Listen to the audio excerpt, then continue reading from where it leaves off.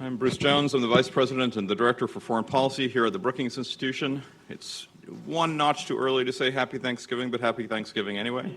And thank you for being here this morning. And I'm pleased to welcome all of you, as well as to extended members of the community who are watching the live webcast of this event. My job is a simple one today. It's to welcome you and to welcome our distinguished guests here to Brookings. We're particularly pleased to welcome Mexico's ambassador to the United States, Gerónimo Gutiérrez Fernández. Ambassador Gutierrez has served this position with distinction since April 2017. He deliberately chose that timing to make his life as hard as possible. Prior to his appointment as ambassador here, he had served as the managing director of the North American Development Bank, and before that held several positions in the federal government of Mexico, including as undersecretary for Latin America and the Caribbean, and was responsible for the normalization in Mexico-Cuba relations, as well as the reestablishment of diplomatic ties with Venezuela. So he's well-trained in handling complicated relationships. We're also very pleased to welcome former U.S. Ambassador to Mexico, Earl Anthony, or as we all know him, Tony Wayne, who currently serves as a public policy fellow and co-chairs the Mexico Institute Board at the Woodrow Wilson International Center for Scholars. Tony has served in many U.S. government and State Department roles throughout his illustrious career, notably as ambassador to Mexico, ambassador to Argentina, and assistant secretary of state for business and economic affairs, among many other assignments. So two people who are extremely well positioned to talk about what we're going to be talking about today, namely the complex nature of the relationship between these two complex countries and where we are in that relationship now. They're going to be joined on stage between two Brookings scholars who will moderate the discussion and engage in the discussion and lead our work on Mexico here, Dr. Mireya Solís and Dr. Vanda Felbab-Brown. Over the last 2 decades, it seems to me, the United States and Mexico have become not only more deeply integrated economically, but have also cooperated on managing a complex border agenda and an agenda which transcends that border. But the last couple of years have thrown a lot of those issues into doubt in terms of how they'll be managed, what the perception of the relationship on either side of the border is, and where we go from here. The renegotiation of the North American Free Trade Agreement into what's now known as the U.S. Mexico Canada Trade Agreement, UMCA, or something along those lines, clearly challenged both Mexico City and Washington in terms of the management of the relationship, and I think it was a huge relief to all concerned when those two parties plus Canada reached an agreement. But there were clearly costs to the relationship through that process, and one of the questions for today is where are we and where do we go, building on the conclusion of the trilateral trade agreement. Tensions along the border continue to rise with the continued discussion of the border wall and caravans and migrants and the deployment of U.S. troops to the border, etc. I think we have seen the U.S. Mexico relationship bend, not break. But how far it's bent and how do we bend it to the right shape continues to be a question in front of us. This is not or should not be a zero-sum relationship. It seems to me that both countries have a lot to gain by deepening their understanding of one another, by reopening channels of trade, and working together on issues of migration, security, drug trafficking, poverty, and equality, both of which are challenges to both of our countries. The recently elected president of Mexico, Andrés Manuel López Obrador, begins his 6-year term in office 10 days from today. Brookings scholars have been writing, talking about how he should approach some of the tough challenges in front of him. There'll be lots of debate around his tenure. We here will be very focused on the changing nature of Mexican politics and policy, the relationship between the two countries, and how we build on it and what it means for U.S.-Mexico relations. With that, I'm going to turn the floor over to our moderators, Mireya Solís and Vanda Felbab-Brown, but please join me in welcoming our two distinguished guests to Brookings today.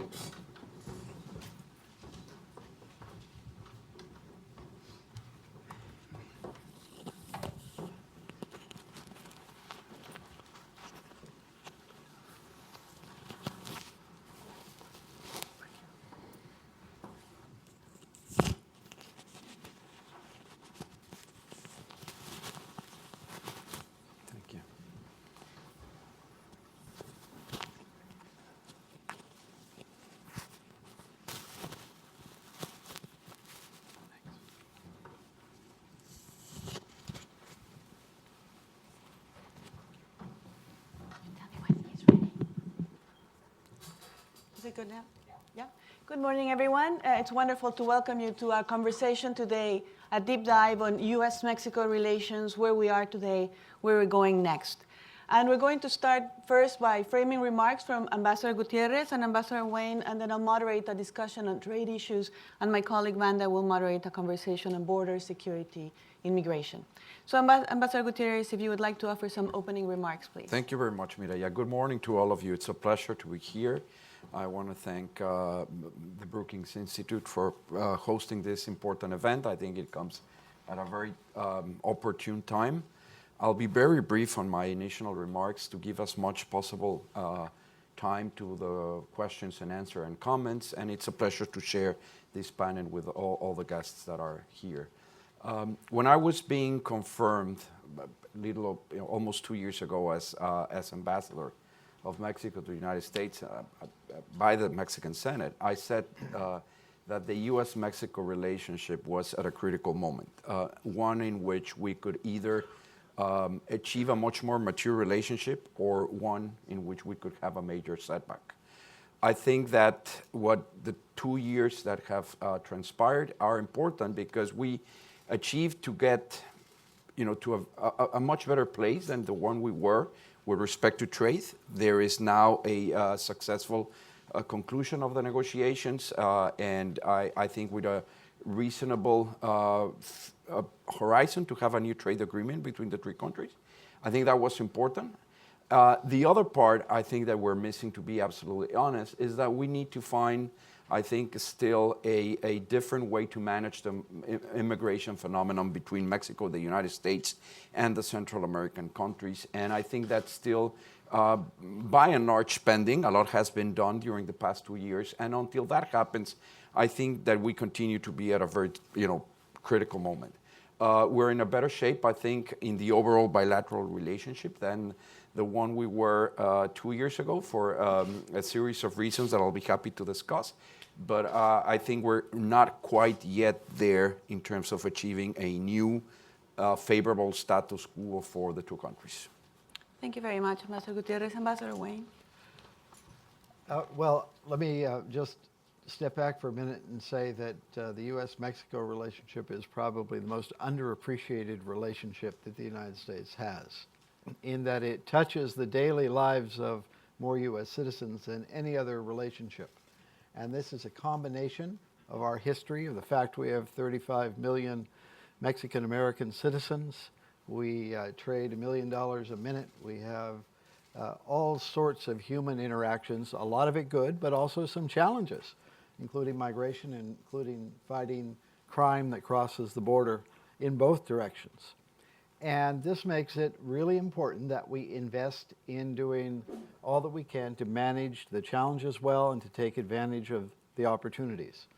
As Ambassador Gutiérrez said, it is a big step forward that we've reached agreement on a successor to NAFTA. NAFTA supports 5 million U.S. jobs. It supports several million jobs in Mexico, too. So there's a lot of good that comes out of this relationship. And then if we add Canada in, it becomes even more important. But if we look at what's happened during the 25 years or so since NAFTA came into effect, what we've seen is a gradual building of cooperative relationships across wider and wider swaths of policy issues between the two countries. And we've seen a production network that's been built by the private sector, not by the governments, by the private sector of the two countries. And this isn't just manufacturing, it's farmers. All sorts of farmers depend on selling things back and forth between the two countries and between the three countries if we think of NAFTA. So let me just end on this note that this is a really important relationship. We do need to invest in it. I agree fully that migration is an area that we have to work on and get to a consensus, and fighting crime and public security is another very serious area to work on, an area where both areas there are not easy solutions, but it is well worth the investment to get to a common agenda. Thank you very much for those opening remarks. And let's move the discussion now to the trade negotiation that both of you referenced. I think it's fair to say that when the renegotiation of the North America Free Trade Agreement started, the prospects were not very good. You had the American president saying that NAFTA was the worst trade agreement ever, and also threatening the possible withdrawal of the United States from the trade agreement. And it's true that both the three teams of negotiators could see eye to eye on the modernization agenda. We know that NAFTA was negotiated almost 25 years ago, and it was important to bring that trade agreement to the digital era, for example. But you could also notice that the United States brought to the table proposals that were tough and that were also considered red lines by the Mexicans and the Canadians. For example, a sunset clause that would allow the trade agreement to expire or terminate 5 years down the road if the three countries do not agree to renew it. Or the idea that cars produced in North America that would benefit from this preferential trade agreement would have to incorporate 50% of American content. Those were very tough proposals. Then also take into account the broader trade issues happening as you had the three countries negotiating intensely NAFTA. The fact that the United States decided to impose tariffs on steel and aluminum, and both Mexico and Canada retaliated. So tension, if you will, in the trade relationship. The dynamics were different as well. There was a moment when, in May, when it was clear that it was not possible to reach an agreement. There was a break, and when the negotiators came back to the table, it was mostly the United States and Mexico talking, reaching an agreement, and for a while there was a concern that Canada might not make it to the finish line. Eventually they did, and the trilateral agreement was preserved. So I highlight this because I want to emphasize how unusual this negotiation was, and the stakes could not be higher for all three countries involved. So Ambassador Gutierrez, to you first, but also I would like to hear from Ambassador Wayne. How can we explain that the negotiations did not flounder? If you could be as candid as possible, when did you think that there were moments where it really looked like this might not work? When were you feeling down, if you will, in a negotiation? And what happened that the negotiations were able to continue forward? Thank you very much, Mireya. First of all, let me start by saying that, the deal that finally was nailed down by the executive branches is quite a different result from where we originally started discussions. As it's only natural on any trade agreement. I think that I am convinced that the trade agreement is good for Mexico, it's good for the United States, it's good for Canada, and it's good for the region as a whole. It's not perfect, but it works. And given the circumstances, that needs to be taken into account. What are the things that I would point to that I think allow us, to get to where we are? Number one is, when we came in 2 years ago, and we started to listen to people, experts, ex-foreign ministers, trade ministers, about how to handle this one. The recommendations were completely different. And that was, I think, reflected the fact that nobody knew exactly how to deal with this. And that's from where we started. But I would say four things were important. One was establishing trust, irrespective of the viewpoints of each of the parties. We clearly did not see eyeball to eyeball on many things on the trade agenda with the Trump administration, but we needed to establish trust. It's difficult to get to an agreement when you don't trust the guy sitting on the other side of the table, irrespective of what you think of his or her positions. And that, I think, we were able to establish it, and that was very important. The second thing is we managed, I think, to engage a broader coalition. This is not only about the governments, as Ambassador Wayne was rightly pointing out.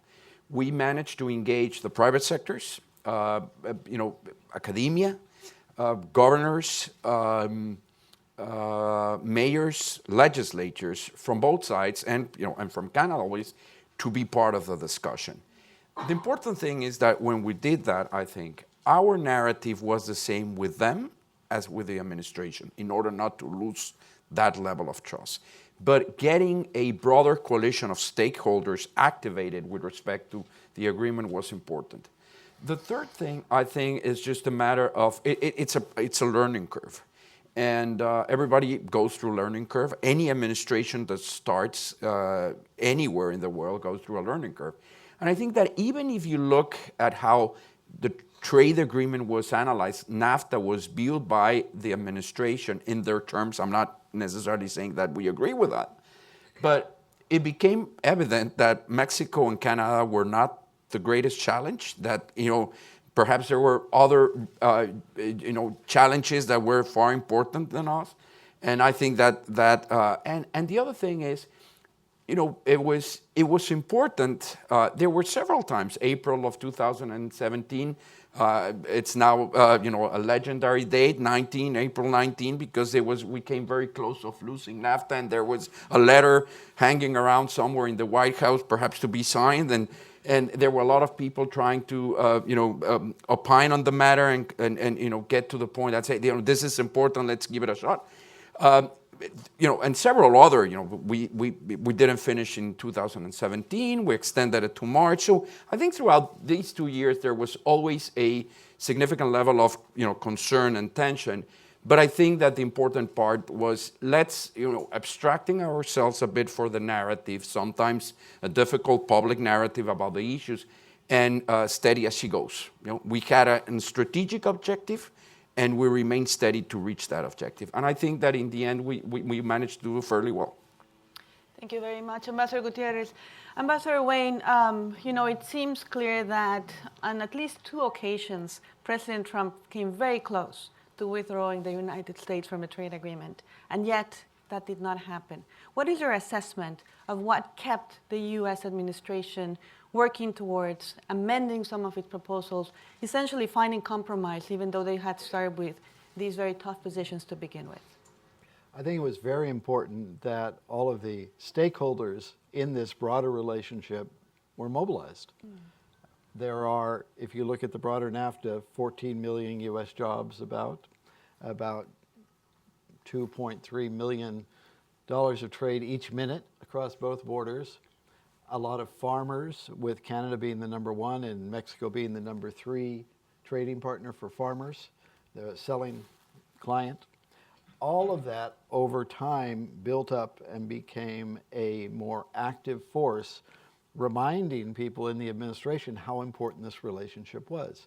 So as there were ups and downs in the negotiations, for sure, there were always these voices saying, we can't let this fail.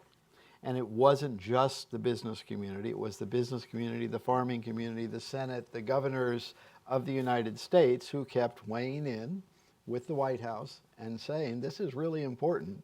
Let's get it right. I think it is also true that, as Ambassador Gutierrez said, it was clear that there was another country in Asia that people decided might be a bigger trade threat than our 2 neighbors and our 2 largest buyers in the world. And that helped also. And building that, the hard work and steady work of the negotiators on all sides who kept trying to keep focused on building that trust and then getting to a better solution on the issues was really important. There was that sort of steady working away that went on, even though there was this turmoil taking place in decision making. But I think it all came out in a good place that preserves this tremendously important set of relationships that we have, both to sell things to each other, but also to build things together.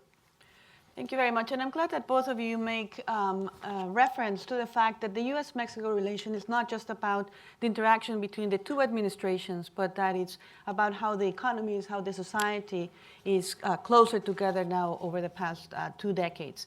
And I bring this because I would like to ask all of you, how do you think the renegotiation of the trade agreement affected the public perception in both Mexico and the United States about the merits or demerits of closer economic integration? Let me provide some context. The original NAFTA agreement has long been controversial. Critics can be found on both sides of the border. In the case of Mexico, fears about U.S. economic domination, the fact that the economic benefits have been very uneven, that you have a north that is integrated with the United States and a south that's left behind. Those arguments have been made for a very long time. And in the United States, we know that there have always been concerns that there could be unfair competition because of Mexico's lower wages or lower environmental standards. So NAFTA has been criticized from the get-go. In some ways, it has become a punching bag. But what's interesting to me in the past year, year and a half, was that when NAFTA seemed almost about to disappear, when we were really worried that the agreement could not make it, that many different groups, communities, stakeholders began to articulate an argument for why we needed these trade agreements. So what's your point of view of how much has the trade negotiation impacted public opinion, but also the other side of this, how much has the public lost trust because there was tension in the negotiation, because it's still a challenging issue. So how do you think the public comes out from the NAFTA renegotiation? I'll go to Ambassador Wayne actually first, and then Ambassador Gutierrez. Well, I think if you can look at the polls and you can see that there has been a significant upswing in positive views of the value of NAFTA for the United States. In 2008, it was clearly only about 42% of the population thought it was a value. In 2018, it was 62%. So that's a significant rise. And I think there are several parts of this, of course. Part of it is that there was a lot more discussion of NAFTA. So people came to understand that, gee, jobs depend on that. Gee, farm sales depend on that. We didn't know that. And I think that's in part true because we shied away from talking about NAFTA for most of this century. It was just, let's just let it go. You know, the idea in the administration was it's working fine, it's good, but we know there is this longstanding opposition. But once there started to be a lot of debate and people started coming out, as you said, and explaining what was the value, I think that did change opinions. I think also in the United States, some people didn't like all the criticism of Mexico as it came out, to be very honest. And that isn't as much, it's not only, of course, about trade in this sense. It's about migration, it's about other issues. And I think that you can see the same thing in polls of views of Mexico in the United States. Mexico became more favorably viewed in the United States during this period of time. So I think it's that combination of factors, and I think we do come away in the United States with a more positive view. In Mexico, as Ambassador Gutierrez already mentioned, the polls show a significant drop in favorable views of the United States, down to about low 30% positive favorable views of the United States, from up in the 60s in 2015. So there, though I don't know how lasting that will be, there certainly has been a negative effect, but I don't think it's all because of NAFTA. I think it's more about the general tenor of comments about Mexico during this period of time. Yes, yes, thank you very much. Ambassador Gutierrez. I'll start by saying that the problem was that NAFTA was oversold and underexplained everywhere. Oversold because I think it was sold as that this is going to be the solution to to a lot of the things that are going on that are bad in each country, and that's not the case. Free trade can do some things, but not all of them. And it was underexplained in the sense that we did not do, I guess, a good effort to explain what was NAFTA or what was, the trade still is responsible and capable of. And I think that, I'll give you an example. Free trade nowadays is often blamed because of loss in the manufacturing sector, not only in the United States, elsewhere.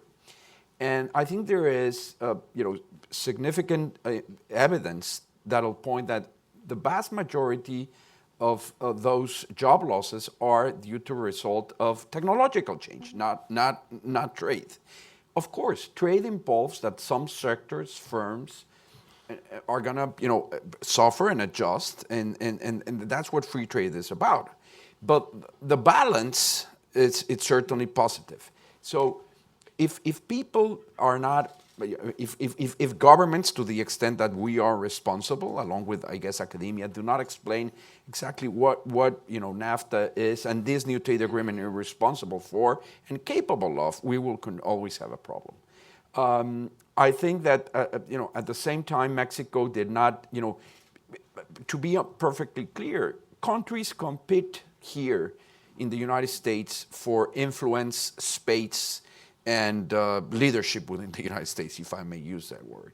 And after NAFTA, I think we fell in our laurels, and we did not took a systematic effort. We did not engage in a systematic effort to talk about NAFTA, to talk about how much it has changed Mexico, why is it important for Mexico, why is it important for the United States, until quite recently. And they're a very good example. Now, whether public opinion now, how is public opinion in the United States? I tend to think that there is much more attention. People are much more aware about Mexico nowadays than they were 2 years ago here in general.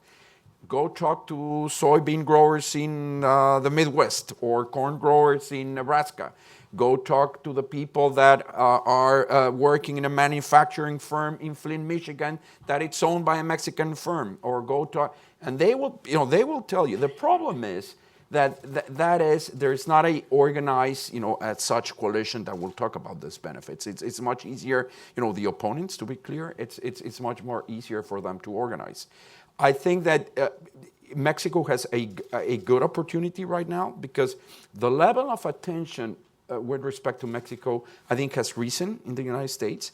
And that gives us a good opportunity to engage in a systematic and consistent effort to talk about these things and to understand, as Ambassador Wayne was saying, this is not a zero-sum game. And there are people hurting in America that have been displaced of their jobs, and we need to take that into account. The same has happened in Mexico. I will conclude with another example. Again, talking about trade and corn. Mexico is a great buyer of products from all over the Midwest: corn, soybeans, sorghum, a lot of products.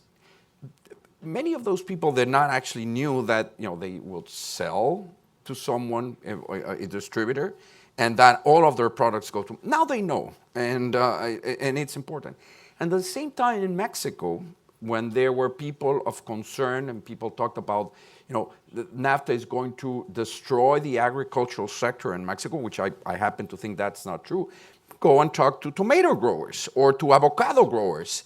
And we now export, I think, several billions of dollars in avocados, and it's quite successful because we're more competitive in growing, producing, and selling avocados, tomatoes, and eggplant than we are grains, period. And both sides are winning because of that. And there's a huge agricultural trade that's beneficial. That story, at the same time, I think the other thing we need to do is talk a little bit more about the stories that are closer to the people. Because if you talk in very abstract terms, and I used to go often and go out and say, U.S. Mexico trade, $1.5 billion every day, and we're sort of the traditional bullet points, and that's all true and that's good. But we need a narrative that relates to the stories and to the local, living of how people are living locally. And I think that's the challenge as we move forward. Thank you. And I want to move forward and talk about prospects for the ultimate fate of the U.S. Mexico-Canada trade agreement, in the sense that, a very important milestone is coming up at the end of this month when the three countries will gather and sign the new trade agreement, but that still needs to be ratified. And, I shudder a little bit when I say that because we know how difficult that is here in the United States. So a general question, I'll start with Ambassador Wayne, as to whether you are optimistic or pessimistic on the chances of the new Congress that's going to be seated next year, where there's going to be a Democratic majority in the House, that they will vote positively for NAFTA. I'll add that USTR Lighthizer incorporated some provisions in NAFTA that should please Democratic lawmakers on wage provisions and things of that nature, but it's not clear that the unions have rallied behind. It's not clear that Democrats coming to the House are going to go that route. So, as they say, don't count your your chickens until they exactly.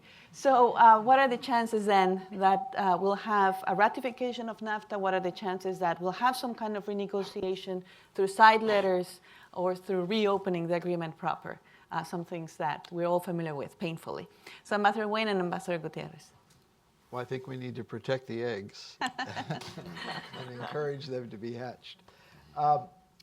First, let me mention there is still one big issue to be sorted through, which are the tariffs on steel and aluminum, and then the counter tariffs from Canada and Mexico, which are severely harming American agricultural exports. So I hope that can be worked through in the weeks ahead. I think we will see objections in the new Congress, especially from the House of Representatives, with a labor concern. And I think it'll be very important also what the International Trade Commission comes up with in its findings. They had a number of hearings the other day, for example, with the auto companies asking about all of the impacts of the new provisions in there. So I think what they come up with will fuel a lot of debate. But it's also important to remember that this is not just going to be a vote on the merits of what's in the treaty. It will be some political calculations, especially in the House of Representatives, about how the Democrats want to treat this. I think the driving force toward approving something is in fact the same force that drove the three countries to agreement, which is a lot of jobs are riding on this, the prosperity of a lot of companies, of a lot of farmers. Our competitiveness in the world is very much affected by having certainty of a well-working, well-oiled relationship between the three countries. And even if we get this trade agreement in place, there's then a whole agenda to implement it, to address other parts of the efficiency of this relationship, to reduce costs that will help make companies in all three countries more competitive against our other traders around the world, and that is really important. So I think that's going to be the main force driving toward an agreement. But I'll honestly say it's going to be a really hard slog, and I don't know where it will come out in the end. Thank you very much. Gutiérrez. I think that the agreement has a fair to good chance of being ratified by the three legislative bodies. More towards good. I think it's never certain, and it's never easy to pass a trade agreement as comprehensive as this one in any legislature. It's never a walk in the park. But I think again it has a good chance of passing. Talking about trust, we have to give. I would give credit to the fact that when it became evident that the three sides were really trying to get a deal in respect of differences. It was obvious that we needed to think about what would make the deal feasible. I give credit to Ambassador Lighthizer because he always had very clear in his mind that we needed to construct an agreement that not only would be feasible to be signed by the executives, but actually that it would make it, likely to go through the Congresses. And I think that we managed to achieve that. It's obvious that there is a concern here on the Democrat side about labor. I think that if you look at the specific annex on labor that is part of the agreement, it will be easy to see that it's a huge step forward in terms of improving labor standards and union transparency and union independence in Mexico. I think that it's just a matter of really reviewing it. I think that it's there. At the same time, I think we managed to get to address some of the concerns that were more important for the Republican side of the aisle, such as ISDS in an intelligent investor state dispute settlement, or the so-called sunset, which we now like to call sunrise clause, now sunset. And I think so. The equilibrium, I think it makes it feasible, and the fact that there has been relatively radio silence about it, I think it's good. Sometimes silence is better than a public discussion, or not public discussion, but positions. I think that the unions here have been, careful. From what I've seen, most legislatures that are deeply involved here are have talked about, we need to look in detail, but, we welcome the fact that there's a concluded negotiation. So I think it has a fair chance. On the Mexican side, I think it's very important to emphasize that we had, under a very difficult political settings, we had the president-elect team be part of the discussions with Ambassador Seade. If one would look at the nastiness of the Mexican campaign, would have never imagined that we were going to be side by side with the present government and the government-elect trying to get this done. I think that attests to the fact that there is, on the part of the government of Mexico, a very clear understanding that this is important. And the guy just happened to have a majority in both houses. So I think there's a good chance that will go through the Mexican Senate. I'm not so well abreast on Canada, but I think it's pretty much the same thing. Let me conclude by saying something that I have mentioned before in Congress and to my interlocutors here. I often said, listen, the world nowadays is a complex situation. You see a lot of difficulties in the Middle East. You see a lot of strain in the traditional NATO alliance.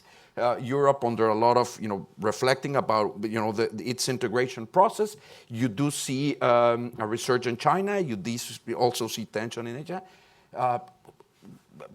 Why complicate North America? No, we're doing okay. We have our challenges, but this is important, and North America is, in a sense, is very much in a good place. And I think this just goes to the point of Ambassador Wayne that it won't be only about the trade agreement itself. If you put it in a broader context, I think that's the way it should be analyzed. It makes a lot of sense to get this out of the way as soon as possible. Thank you. My last question to Ambassador Gutiérrez, building on these broader trends, Mexico's economic future. And what I want to ask you in particular is that when Mexico decided to change its economic model, decided to open its economy and integrate into international markets, there was a very important core assumption behind this decision, and that is that the United States would continue to play a role as champion of a rules-based trading system, as an advocate for multilateralism. I would pose that assumption may no longer hold. We don't know. It's a period of uncertainty. What we know is that the United States has decided to impose tariffs using national security considerations on allies, on neighbors, that the United States, the current administration, is skeptical of the World Trade Organization, and that there's an escalating trade tariff war with China that can become more than that, a deeper economic tension. So my question to you is, how does Mexico, a country that decided to become a trading nation, navigate the geopolitics of trade? On the one hand, you could say this creates some opportunities. The U.S.-China tension could produce a restructuring of supply chains. Some of these companies may decide to operate in Mexico. But on the other hand, if there is protectionism, if there is a weakening of the World Trade Organization, that hurts everyone, and certainly countries that depend on international trade as much as Mexico does. People have talked in the past in Mexico about diversification. The fact is that 80% of Mexican exports still come to the United States. So what can Mexico do? I think that, first of all, for Mexico, believing in a rule-based system, specifically with respect to trade and investment, does not only relate to the United States, but to every country. It's true that we have a very concentrated economic relation with the United States, but we're a very open economy, over 40 trade agreements with, all over the world, because we believe that that's the best way to remain a competitive and attractive destiny for investment and trade, and we will continue to do that irrespective of what the United States does or not. Yes, there is concern. I think the discussion on multilateralism versus bilateralism, or even something a little bit more harsh, has always been there, and we're experiencing, I think, I think there's some sort of, pendular dynamics to this. I think we're overall in the world experiencing and finalize, assimilating some of the changes, very profound changes that took place at the end of the last century and the beginning of this one with respect to globalization and trade, and we're adjusting to those. And I remain positive that we will find a way to continue with that, overall idea about openness. And Mexico,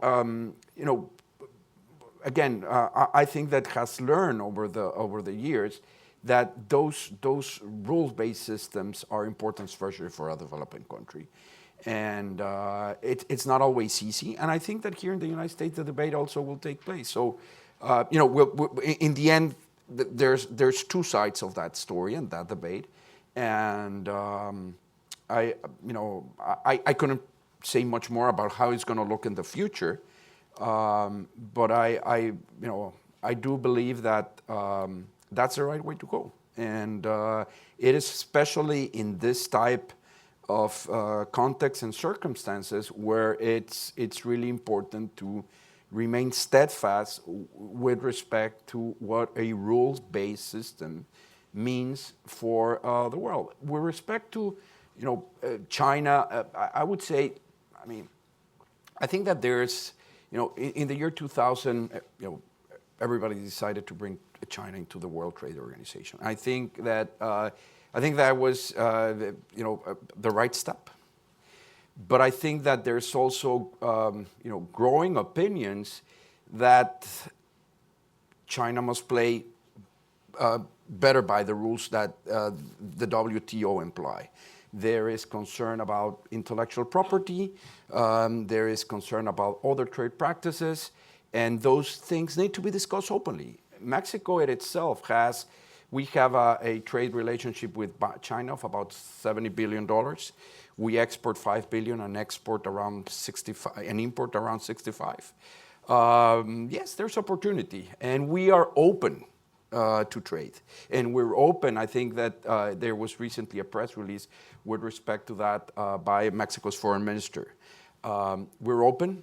We value the relationship with China, but in the end, we need to make sure that our own interests are served. Thank you so much. So, Vanda, over to you. Thank you. Well, thank you. I will take the conversation to the many other dimensions, security, border, immigration. But I actually do want to ask one question about the future and the new deal, and perhaps directed to you, Ambassador Wayne. So a core understanding of the signing of NAFTA and the renegotiations is that the deals are to last, that they are to enable investment and decisions that don't change every 2-3 years, every 5 years.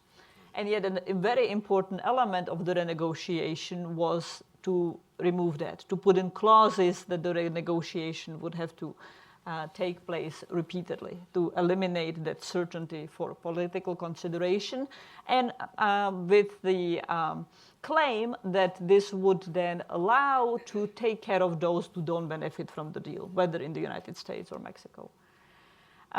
Ambassador Gutierrez talked about the importance of explaining the benefits. Now, if you now look at the New Deal, assuming that it's passed by all three legislations and that it really becomes a New Deal, is it going to last? Is it going to be a deal for 10 years, 20 years? Or are the political pressures, the circumstances in the United States or perhaps elsewhere going to bring about another really wrenching debate about what the relationship, economic and broader relationship should look like? How confident should we be that there is a happy ending? Well, that's a difficult question. But let me say, what I will say is I think it's actually going to be good to have more regular reviews of this new agreement. We did not do that under NAFTA. There was supposed to be a regular review process in NAFTA, but it was never really serious. I went to some of them, and it was more just a rote talking about the differences, and where there were differences, and they really didn't get fixed.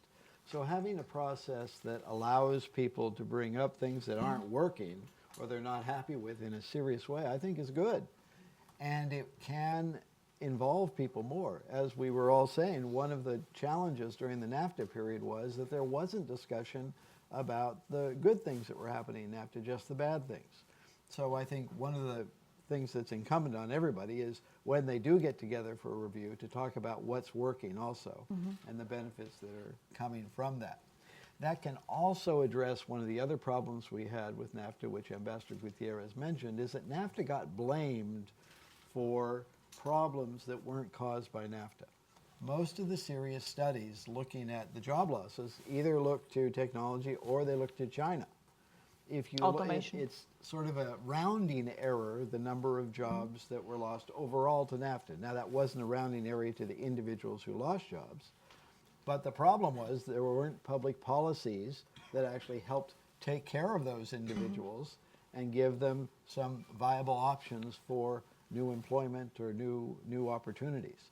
And that also, I think, can be healthy if we have this discussion after 6 years and then maybe 6 more years looking at it. So I think it can be, we can make it into a positive as we go forward. And so I think one of the lessons that I would draw from this period of debate is how many people really do get benefit from the relation with our two neighbors.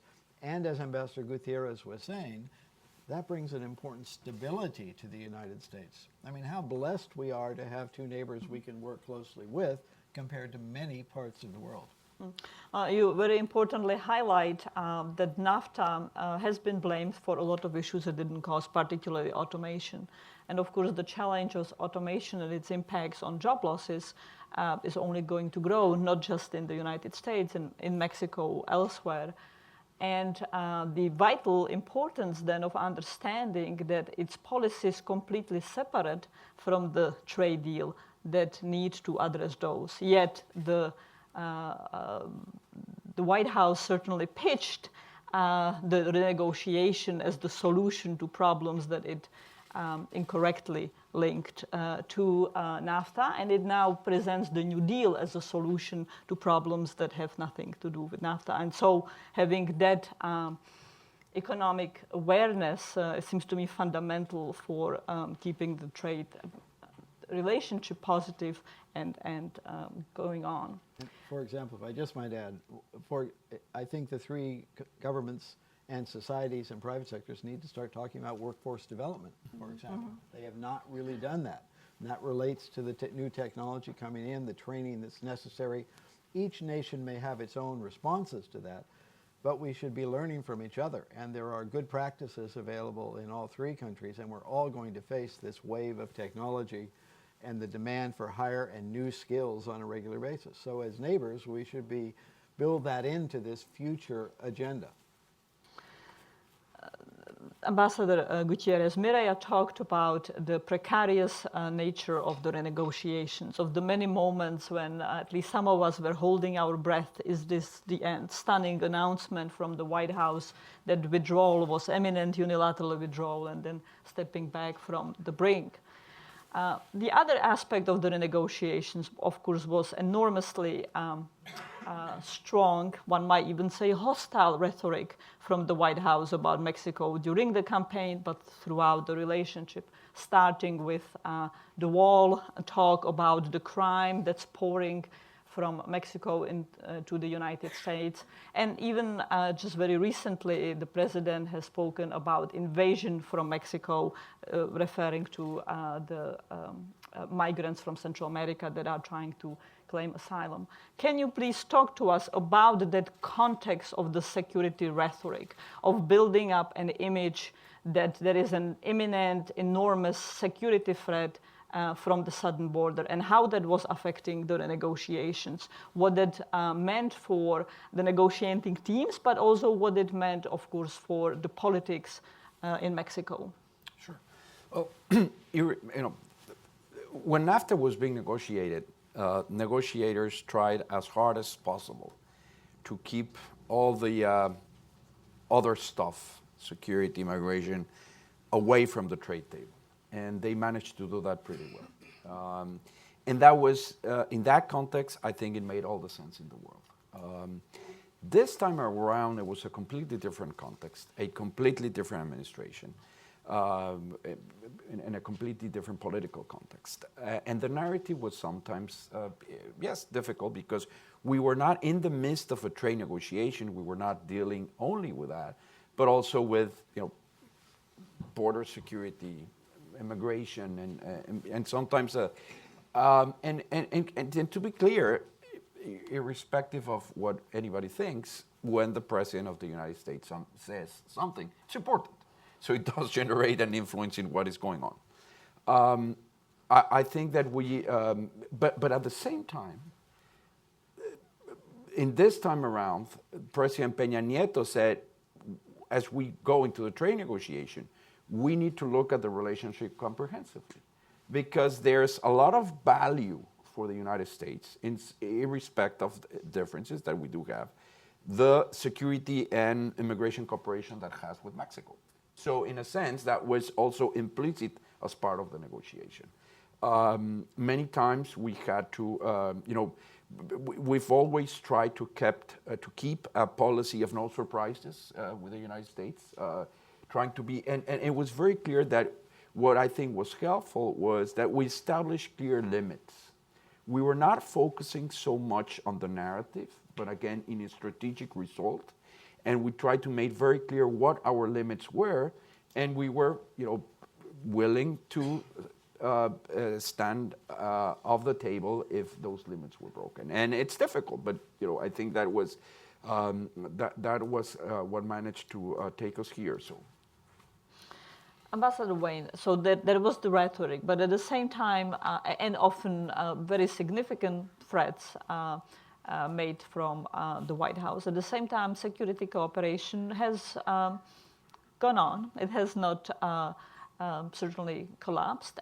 Whether security cooperation on the southern Mexican border, with Mexico not deciding to use that as a lever, perhaps sometimes linking the relationship of the southern border and Mexico's efforts to stem migration there to the renegotiation, but never actually employing that lever.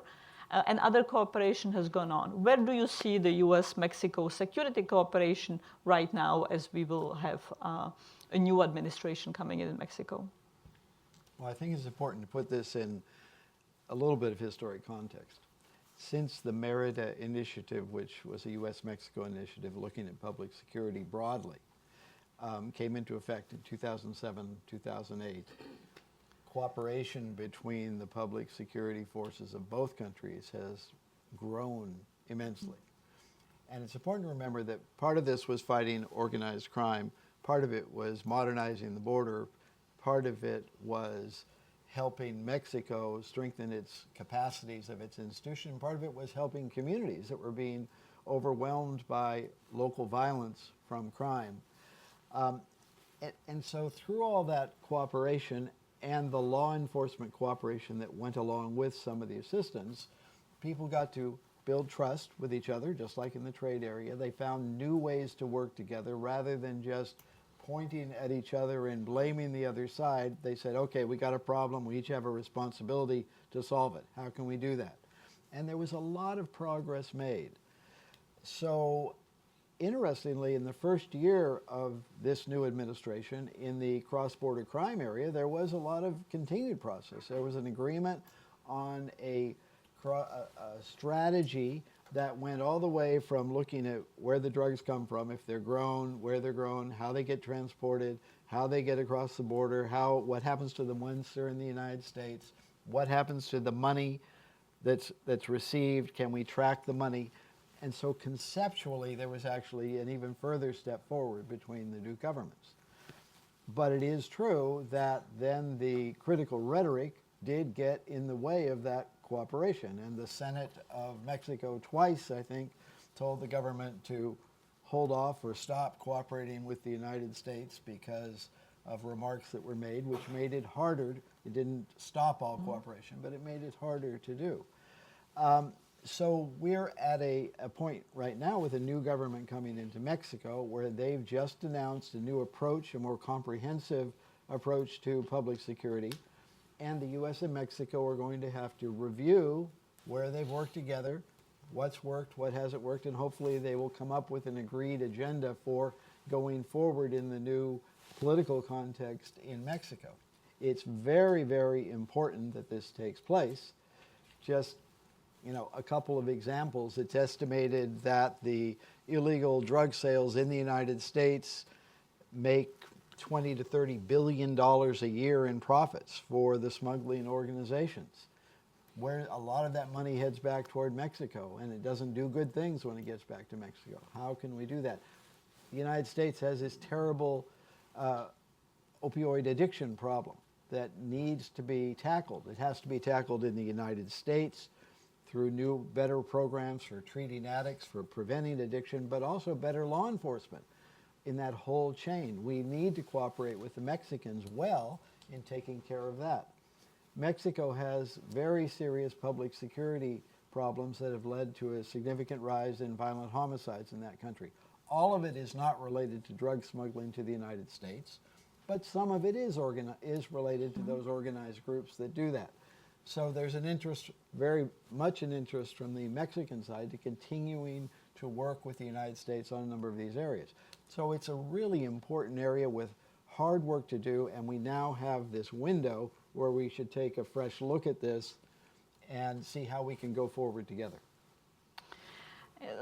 Certainly, President Trump has often claimed incorrectly that the United States is experiencing a significant rise in violent crime and often trying to link it to Mexico and drug trafficking. Those claims are not supported by any kind of evidence. Nonetheless, Mexico is going through an excruciatingly violent period with death rates that are on par or surpass many a country in civil war. Those are not new statistics. They've been around since the inception of Merida and prior to Merida. When President Peña Nieto came to the office, he made public security a core element of his administration focus, setting out to reduce violent homicides by 50% in his first 6 months. When he concludes his term, Mexico will have experienced the most violent year in 2017 with perhaps as many as 30 or even more than 30,000 homicides. And this year probably will top that number. Ambassador Gutiérrez, what are the core challenges? What, in your view, despite the efforts of the Mexican administration, President Peña Nieto, President Calderón, Merida, beyond Merida, what have been the core obstacles that have made the efforts not delivering on that core element of what the administration needs to do? Well, I think that there's obviously a big debate about what has happened. Anybody that has worked in the present administration and the past administrations in Mexico can certainly not be satisfied with the results. I tend to think that what is going on is my experiences as a result of different factors, not only one. It's not a simple explanation to what has happened.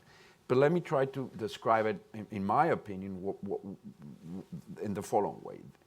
A security strategy is about 5 things: police, prosecutors, judges, jails, and the social fabric. And you need to work on those 5 elements to actually have a successful security strategy. I think that there has been relative success on the social fabric, and I think that in the following sense, I think that there was, I'll point to some examples.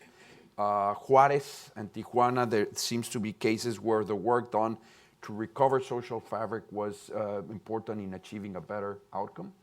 I think that the president-elect and his government have it right in stressing the importance of continue to build up, improve the social fabric. If young people are, if organized crime is able to hire young people at a faster rate than they are put behind bars, it's difficult to have an end to this. And I think that's important. If you look at some of the metrics on economic development during the Peña Nieto administration, I think they're far from perfect, but they're successful in terms of employment. A lot more needs to be done. But I think the stability, the job employment creation, and other social indicators would point to the fact that there was a serious effort in that regard. We have, I think, a big problem. I'll jump to the prosecutors. I think we're in the midst of a transition of our judicial system. Well, first, of our own creating a new general attorney's office in Mexico. And I think that it's difficult. We are not in good shape there because of 2 factors. One is a lot of turnout in the leadership of the important Attorney General office, and also because lack of resources, and we are in the midst of creating a new Attorney General's office, and that delay has not been good, because on the prosecutor's parts where it's crucial, and that leads, it's important to impunity. On the judges, we are in the midst of the biggest 100-year transformation, moving from to a completely different judicial system, and that has been difficult. I think that there are some encouraging results that were pointed out by the project international project on justice recently, that they point to the fact that that system seems to be working despite the difficulties. We have jails. We need to work more in jails. We have had serious problems with jails, and until that is addressed fully and thoroughly, we will continue to have problems. And then I'll point to the police. And my opinion there is that Mexico does not have sufficiently and appropriately trained police forces per 100,000 inhabitants as compared to any other place in the world. And if you do not have enough police forces, certainly at federal, state, or local level, you're going to have a problem. And I think that building up that police force and having Mexico's army be part of that effort, because precisely of a lack of capacity at that level, is not something that anybody feels thrilled about it. Not this administration, not the next administration, not the past administration, but there's a clear recognition that until we build up that police capacity, we're going to have the armed forces doing internal security matters. Everybody, I think, agrees that we need to get out of that as soon as possible, because there are other challenges with that. But we simply, I don't think, have enough police capacity. And if we do, and that's probably the number one factor. And until that things happen, there's a very strong debate nowadays in Mexico about the new policy that's been put forward, and I think it deserves, obviously, the benefit of the doubt, and I'm sure there will be a lot more discussion on what the government-elect has presented. Ambassador Wayne, you were ambassador in Mexico during part of the Peña Nieto administration, and you saw how it was trying to reshape the security policy, what it learned, what it adopted from the previous Calderon administration. And you also, of course, were intimately witnessing, involved in seeing the issues of police reform that had been right at the core of what President Calderon wanted, that had really goes back many more decades, that many prior administration in the 1990s embraced and achieved, or sought to achieve, I should rather say. And yet we are still in the situation where Ambassador Gutiérrez says that's the core difficulty. An enormous amount of the U.S. Merida and beyond Merida assistance has been focused on police reform. Why are we still in this really difficult situation? Why so little has been successfully achieved out of that? Well, there are a number of factors that go into this. I think one is that there really wasn't a coherent, comprehensive strategy. There were very good strategies in certain parts of this effort. But you weren't really going after the problem consistently from all angles. For example, some of the first very good social programs working in disturbed communities were actually lost funding after several years, lost direction when they tried to spread from Monterrey and from Ciudad Juarez and from Tijuana to other cities. The professionalization program worked very good for certain people who got the training, but if those people didn't stay in that service, didn't remain prosecutors, for example, then you lost all that training. And a lot of them did leave that profession after a while because you hadn't created a profession that promised a lifelong future for a number of these people. So I think that I would say in that sense, the new ideas put forward are very interesting because they are trying to take a comprehensive problem where if you look at, here's this very unstable, uncontrolled element in parts in our society. Let's attack it from these 8 different angles. Now we'll have to see where the political debate comes out, and then are you going to invest enough money to make this worthwhile, and will you keep attention on it, which I think was also some of the problems in the last several years. Because if you look at even the track of violent homicides, they actually reached a peak at the end of the Calderon administration. They then started going down. They went down to about 2014, and then they just started coming up. And they've continued, as you say, through this year. And it was if there was a loss of focus. I don't know why that happened. The problem spread to other parts of the country. It went into other kinds of crime, not just drug smuggling, but oil smuggling, oil theft, and other things. And the authorities were just overwhelmed by this.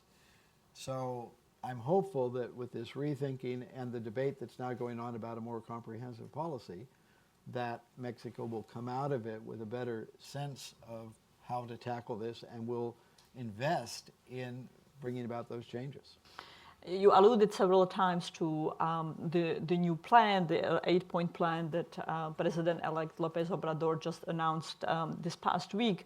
Perhaps for our audience, can you highlight the key elements and then have your reflection of how is this new, how it is different from when you were the U.S. ambassador? What are the new different elements, your take on that, as well as broader explanation of what are the core issues of the plan? Well, there are 8 principles to this. Now that you've tested me here, am I going to remember the 8 principles, or can I bend down to my folder and pull them out? But I think it ranges from creating jobs for young people, offering them educational opportunities, helping to revive civic morals in society, through penal reform, through strengthening the justice system, strengthening the prisons, to creating a National Guard at the other side, which will be a new armed service that will draw from military police, the federal police, and will be deployed eventually in all parts of the country. They've divided the country up into 66 sections. Or regions. And they will analyze each of those sections and then deploy forces there with the idea, if they're more dangerous, they'll get faster deployments.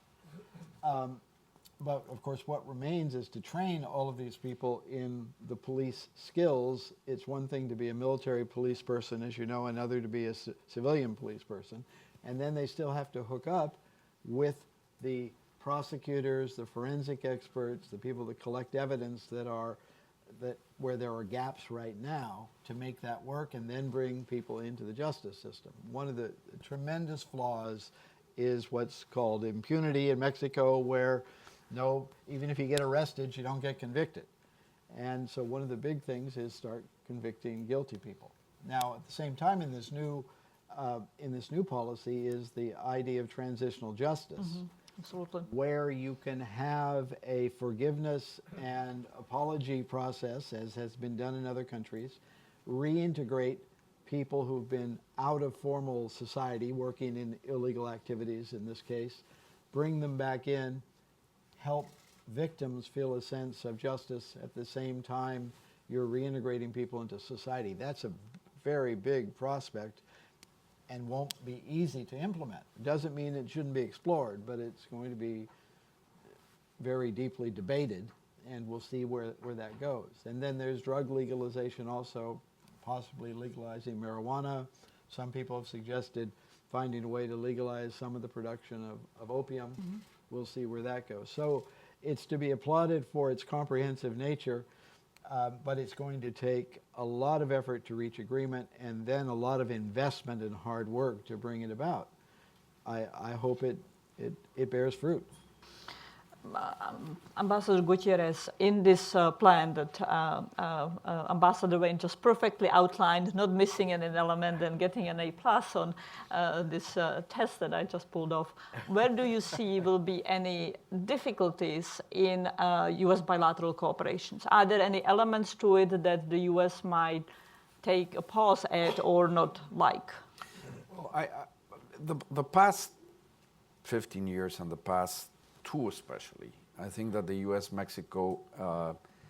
Mexico, especially agencies on both sides, have learned two or three things. One is that it's really practically impossible to address transnational organized crimes unless you're working side by side with your neighbors and partners all over the world, and especially if you're next to them. It just doesn't work. I think people now clearly understand that. The second thing that we've learned is that we simply lose time and energy pointing fingers. If we blame the United States because of demand of drugs and they blame Mexico for the supply of drugs, we miss the bigger picture that there's a market and there are transnational crime organizations that move very quickly, are very agile, they move across borders, and they don't wait for bureaucracies to put themselves together. So we lose, they gain a strategic advantage if we don't work. And thirdly, that there needs to be trust. And that trust is a key element of security cooperation. I think those things are well grounded in the U.S.-Mexico bilateral relationship, irrespective of administrations. I like to think that the cooperation will continue, albeit changes, and there's always room for improvement. I think that the government-elect of Mexico has thankfully had a series of meetings with U.S. authorities over the last 2 to 3 months that are helpful and that would allow both sides to get upgoing very quickly as the new administration takes office. And I'm happy and I celebrate that. I think it's important that has happened. I think there are also going to be areas of challenge. I think dealing with decriminalization of whether it's marijuana or eventually talking about regularizing poppy cultivation in Mexico, are going to require a lot more explanation in terms of the benefits or not. I think that's an area to put attention into it, and I think that that would be the area that requires more attention. The other one, just very the support that Mexico gets from the United States through the Merit Initiative is important. I am a believer that it has helped cement the trust among security agencies. Not only, it also implies a commitment on the part of the U.S. to recognize that there's shared responsibility by putting resources. I think those resources are important. I think that we perhaps we should have done a better job, meaning ourselves, in explaining more clearly, more openly and transparently what those resources are about and why are they important, so the next government is less skeptical about them. But I think, and I do hope that that support will continue, because I think it's critical to the cooperation. Well, there are many more issues yet, including, of course, cooperation on migration, the border, the wall that might not be funded, and about which we have written at Brookings extensively. But I'm mindful of the fact that we have 10 minutes and would like to allow at least some questions from the audience. So perhaps we can collect 3 questions and see whether we'll have time for any more. Please introduce yourself and be brief in your questions. The lady here in the front row, the gentleman on the side, and the gentleman across. Marilee, International Trade Today. This is a question for Ambassador Gutierrez. Can you give us any insight on the timing of when the Senate might take up the implementing legislation on the labor changes that were part of the Constitution? And also any insight on where we are with lifting the retaliatory tariffs on 232 and getting a resolution there? We keep hearing that could happen before the signing.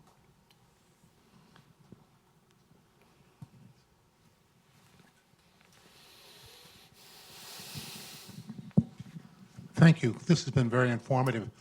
My name is Douglas Carr. I'm a retired lawyer. Have family that lives in Mexico City. Have not heard any reference to one of the serious ongoing problems that Mexico has at the federal level of getting the private sector professional class to pay their income taxes. Is that a serious problem as it appears to be to someone sitting here in the audience who doesn't live in Mexico? And is it part of the ongoing problem of funding? Thank you. And the gentleman across. Thank you. My name is Darrell Thompson. I'm with a strategic consulting firm here in D.C. called The Group. Mr. Ambassador, you hosted us at the Meridian dinner and recently just was at a Meridian study group in Mexico City last week. Mr. Ambassador, you spoke of rising poll numbers, 62%. Mr. Ambassador, you spoke of personal narratives to change those poll numbers. What is the long-term outlook and effort from both countries to improve relations at the root level between the United States and Mexico and the outlook as both economies are integrated, cultures are integrated? How do you escalate that so that you can overcome rhetoric such as we've heard in the last few months? I'll start with the trade questions. On the steel tariffs, I'll repeat what I said yesterday, which is the expectation is that we will have, by the time of the signing, a solution to the tariffs on steel and aluminum, or at least a very clear track that gives certainty to all parties involved that a solution is coming. That implies we need to work on that heavily in the next 9 days, and I think that's precisely what we're doing. On the labor front, I think that, if I'm not mistaken, the annex that I referred to earlier talks about it is the expectation of the parties that the reform, the secondary reform on labor would be approved by the relevant legislative bodies in Mexico by January the 31st, if I'm not mistaken. It's important that that happens.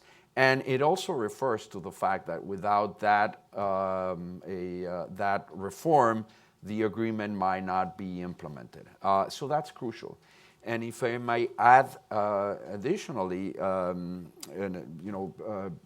Leader Pelosi has expressed concern or the importance that that reform should take place. So that's the timing. I think that the new majority in the Mexican Congress sees very favorably that reform. Obviously, I cannot guarantee that that will happen immediately, but I think that there's a very fair chance because the things that are included in that agreement with respect to labor are, if not identical, pretty similar to the sorts of things that had been advocating by what is now the Morena parliamentary group. So I think that, again, there's a fair chance. That would be with respect to trade. On the income, Mexico has still a relatively low tax to GDP ratio as when we compare to ourselves to several Latin American countries and certainly OECD countries. I think there's several reasons for that. One of them was a low tax base, and if I'm not mistaken, the reform was undertaken by the Peña Nieto administration early in his administration, I think 2000 and the second year. It did raise significantly the income tax, and it also broadened the base. I can't remember the exact numbers, but the number of persons paying income tax has increased significantly. And there was also an effort to close loopholes. And yes, it is important to have a reasonable tax base because if not, it's difficult to have addressed some of the challenges that we have. There's obviously in taxes, there's always a debate about what's the best way to tax people, and nobody like taxes. But I think that if you look at the figures, and I cannot bring them to my mind right now, but the percentage of taxes to GDP, our tax base has increased during the past years. I think addressing part of your concern, and I'll leave the last one for Ambassador Wayne. All right, thank you. Well, it's an important question, but not an easy one to answer. And certainly in my years in Mexico, we tried to use every avenue we could find to spread knowledge about the value of the relationship between the two countries. One thing we tried to do working with the Mexican Foreign Ministry was expand the number of student exchanges, for example. It was amazingly low, the number of Americans studying Mexico, the number of Mexicans studying the United States, given the proximity and the size of our economic relationship. So, but we had to turn to foundations in the private sector to fund this because there wasn't a lot of government money available. There was some Mexican government money available for a couple of years, but there was never any U.S. government available. But we did expand very significantly the number of university programs. We sent a lot of Mexican students up for a couple of months to come to the United States. And the idea was, if you spend time in the other country, you come to understand it better. Two, if you're in the other country and you see these hardworking students come, they work hard, they go back home, you understand them better. So I think, just as you were down there recently on an exchange program, anything we can do to encourage the more organized citizen-to-citizen exchange helps reduce all those myths about just criminals come to the United States, or this is dangerous, all these people trying to get in. There are certainly those problems, and we need to admit them and talk about them, but as Ambassador Gutierrez said, if we're seeing them as a shared responsibility to deal with the problems and a shared responsibility to take advantage of the opportunities that are there, there's a tremendous amount that we can do. We would try to use social media on a regular basis to highlight the different things that were taking place in a positive manner as well. And I think we can do more of that. And as the ambassador said, for a number of years, a lot of us thought that the government of Mexico should be more active in traveling and going to different parts of the country to explain what was involved in this relationship with our southern neighbor. And we should certainly try and do that in Mexico as well.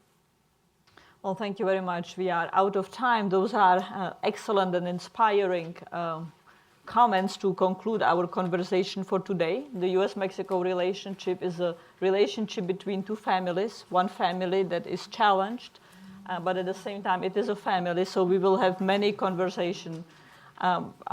We will all thank you for your remarks today, but I also want to add our Brookings thanks for your leadership, ambassadors, both of you, for working in the interests of the United States, in the interests of Mexico, and integration, you when you were ambassador, you as an ongoing ambassador, and also during the past several weeks and months explaining the relationship to the U.S. public, honestly analyzing and presenting the relationship. So thank you both, sirs, and please join me in thanking the ambassadors.